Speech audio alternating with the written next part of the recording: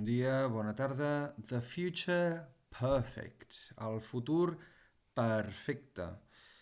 Intentarem explicar-lo, intentarem que sigui d'una manera senzilla i comencem recordant que de futurs, doncs normalment nosaltres diem que hi ha tres en anglès. Un que se sol expressar amb el will, un altre que se sol expressar amb be going to, això ja ho hem parlat en un altre vídeo, i si no teniu fresc jo us recomano que ho repasseu, i l'altre amb el present continuous.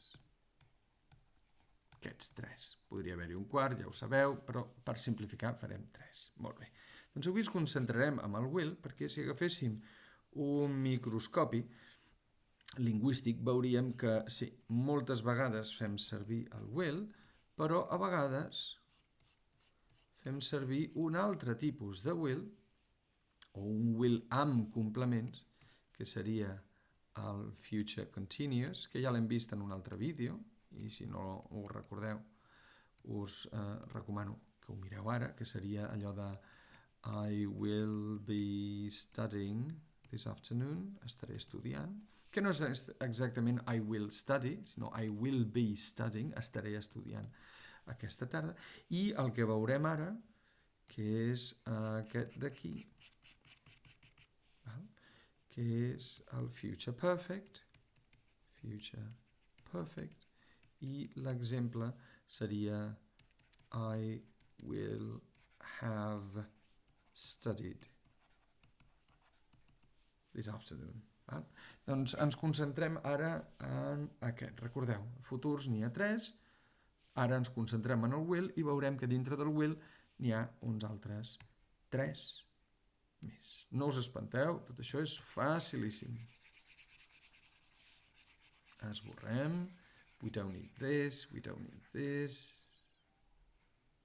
Molt bé, fora. Sempre queda aquest glitch. Anem a veure, doncs, primer anem a fer una barra temporal. This is the present. This is the past, and this is the future. Molt bé, doncs el futur perfecte no és com el will a seques, que és una cosa que passarà i punt. Tampoc és com el futur continu, un conjunt d'accions o una acció llarga en el que interessa destacar la duració. Duration. No. The future perfect expressa una cosa que haurà començat en el futur i que s'haurà acabat abans d'una referència temporal. És a dir, jo parlaré del futur, diré una referència temporal, com per exemple l'any 2030, i jo diré una cosa que haurà passat ja abans del 2030. Com per exemple, mira, posarem el 2035, que em sembla que es va anunciar fa poc, que ja no es vendran cotxes de combustió, cotxes de benzina, de dièsel, sinó que tots és obligatori que siguin elèctrics. Doncs podríem dir una frase, no? Podríem dir una frase que fos al 2035 la transició de mobilitat s'haurà completat. No? S'haurà completat. It will have completed. We will have completed. L'haurem complet. Costa dir-ho això, però crec que s'entén el significat. Nosaltres hem posat una referència temporal abans del 2035 i nosaltres hem dit el que ja haurà passat abans d'aquesta data, d'aquesta època. Anem a l'estructura i posarem alguns exemples. Comencem per afirmativa o statements, les afirmacions. Statements. I començarem posant I, you, he, she, it, we, you, and they. Com que és futur, i el futur ja ho hem dit que si ningú diu res quan els professors parlem del futur diem el will, doncs posarem I will. You will. I per suposat, quan diem you will també podríem dir la forma contracte. El que vosaltres vulgueu. I will, you will, he will, she will o I'll, you'll, he'll, she'll. El que vosaltres vulgueu. Jo, per simplificar, posaré will a tot arreu. Veieu, no canvia. You will and they will. Molt bé. Com que és perfecte, si recordeu d'altres vídeos, vam dir que quan una cosa és perfecta ens està dient en algun lloc hi haurà el verb have. I en algun lloc hi haurà d'haver un participi de passat. Somewhere we will find a past participle. And the past participle el podrem trobar de dues maneres. O bé acabat en ed, que són els verbs regulars, els que segueixen la regla que el past participle es forma amb ed, com look, looked, open, opened, and listen, listened. Però també pot ser la tercera columna dels verbs irregulars. I llavors, si seria el write, seria written, si fos el go, seria gone, i si fos el feel, seria felt. Per tant, hem dit que, com que és perfecte, necessito això i això. Anem a fer això. I li posarem un color diferent. I poso have. Algú dirà, oh, però he will has, no? No. Darrere d'un verb modal, com el will, el can i tots els altres verbs modals, només pot anar un infinitiu. Recordem-ho, això és bàsic. Will have, it will have, we will have. Aquest m'ha sortit una mica estrany. You will have and they will have. I ara ens queda l'altra part, el participi de passat. I com sempre fem amb el verb treballar, el participi de passat acaba en ed, worked. I will have worked. You will have worked. He will have worked. I ara em permetreu que faci així per ser breu. Això seria l'afirmativa. Coses a comentar de l'afirmativa? Sí, unes quantes. Primera, l'anglès, 4 paraules per expressar una acció. Si pot, ho farà en el mínim possible. En 4 no, si pot en 3 i si pot en 2. Però clar, el que no farà és no escriure el will i oblidar-se'l o no escriure aquesta part. Llavors, què és el que fa la llengua anglesa? Doncs contrau, ho pronuncia tot molt ràpid. Primera cosa que trobarem és que aquest will, segurament, com ja us he avançat abans, ens el trobarem pronunciat I'll have worked. D'aquesta manera, de 4 coses així heavies, dures, grosses, passem a 3. Però és que l'anglès no es queda aquí. I aquest have d'aquí el pronuncia com si fos of. Sí, queda molt difícil, però si al verb have li traiem la H, la E no es pronuncia, doncs queda of. Que of és justament la pronunciació normal de la paraula of. Recordeu que si dieu of, esteu dient of, però aquí diem of, no of. Per tant, I'll have worked. Si fes tot pronunciant totes les parts, diria I will have worked. Però la gent no parla així que diuen I'll have worked. Vaig a deixar el have perquè no vull que ningú es pensi que el have s'escriu així. No s'escriu així mai, ni mai s'escriurà d'aquesta manera. Bé, corregeixo el que acabo de dir. Els nens petits, en anglès, sí que escriuen el have així quan comencen a escriure. Per què?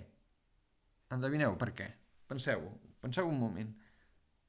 Exactament. És que ells no senten have. Ells senten of. I per tant escriuen of. La gent que no ha anat a escola ho escriuen així. Els nens petits ho escriuen així perquè és el que senten. Per tant, jo ara us ho repetiré tot a pas lent i després a pas ràpid. I'll have worked. Perdó. Us ho pronunciaré de manera lenta primer. I will have worked. Ràpida. I'll have worked. You will have worked. You'll have worked. Si voleu, repetiu amb mi.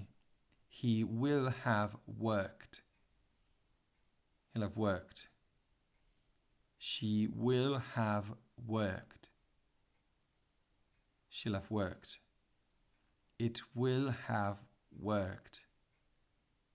It will have worked. Compte que aquí el will normalment no el fem així. Existeix, ja ho vam dir en algun vídeo, però normalment no es fa. We will have worked. Will have worked. I aquests dos últims el feu vosaltres. You will have worked. I they will have worked. Si heu dit you'll have worked i they'll have worked, llavors sí, ho heu fet bé. Molt bé. Anem a les negacions? Vinga, som-hi. Fàcil.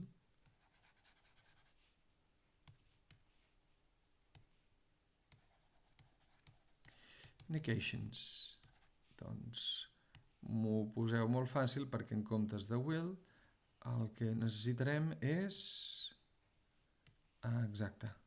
Will not. I, si no, won't.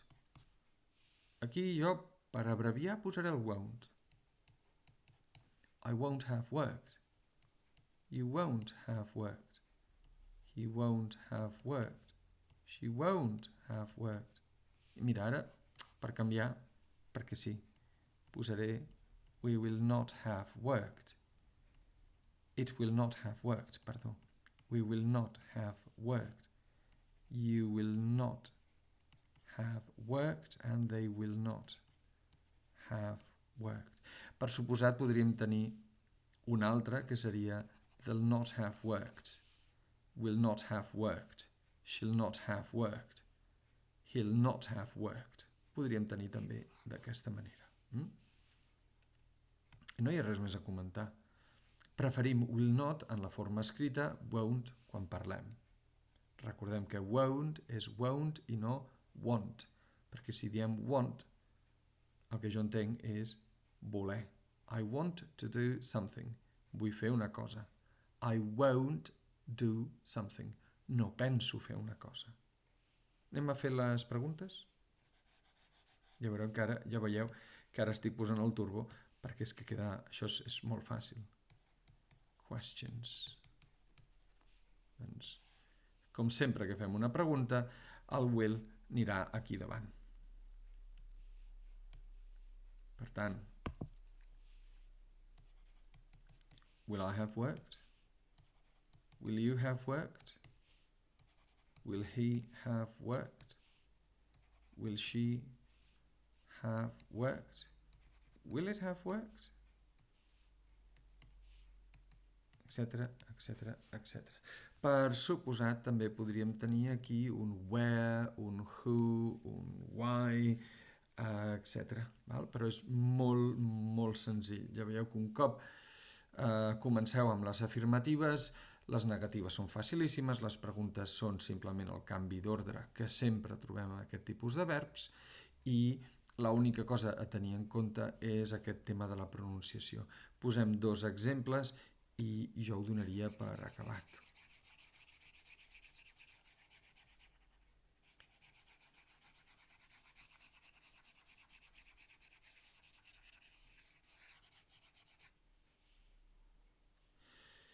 Tinc molts exàmens per corregir,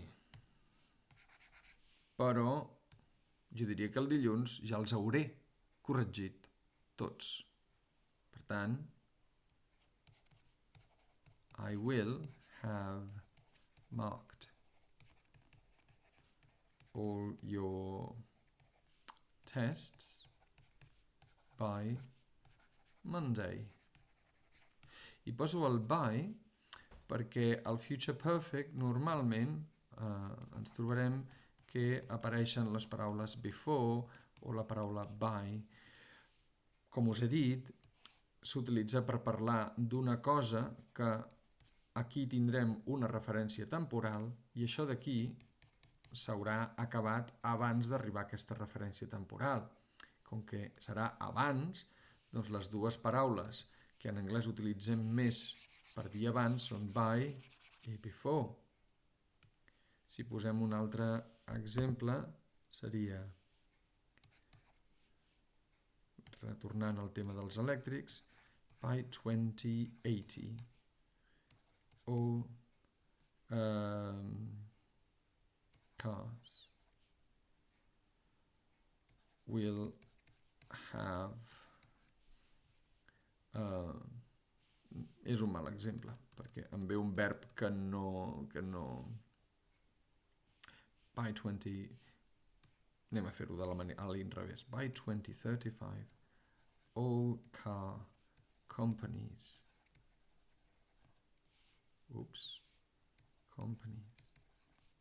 will have stopped, hauran parat, will have stopped producing the production. Posem the production per no liar-nos, per no embolicar-nos amb aquest tema. Stop the production of combustion cars. Tornem a tenir una referència temporal que ens diu que abans d'aquesta referència temporal aquesta predicció del futur que estic fent s'haurà acabat, abans de que arribem aquí. Diu, by 2035, all car companies will have stopped the production of combustion cars. I si fem una negació, doncs, molt senzill. En comptes de will, I won't have marked all your tests by Monday, perquè són molts i perquè al cap de setmana doncs, tinc compromisos familiars que no puc evitar. Per tant, I won't have. I si fos una pregunta, will all car companies have stopped the production of combustion cars by 2035? És una pregunta, no? Totes les companyies de cotxes hauran aturat la producció de cotxes de combustió abans, before, by 2035?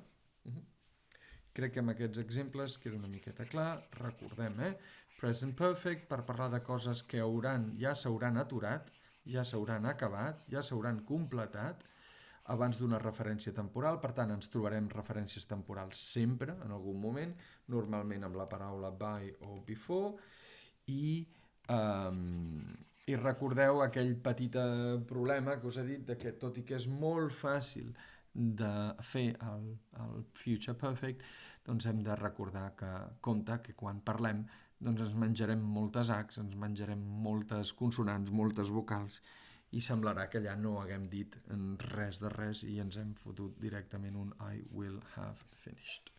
Molt bé, doncs espero que hagi estat un bon vídeo, que us hagi resultat entenedor. Disculpeu aquesta última paraula que no l'hauria d'haver dit, i endavant amb els vostres estudis.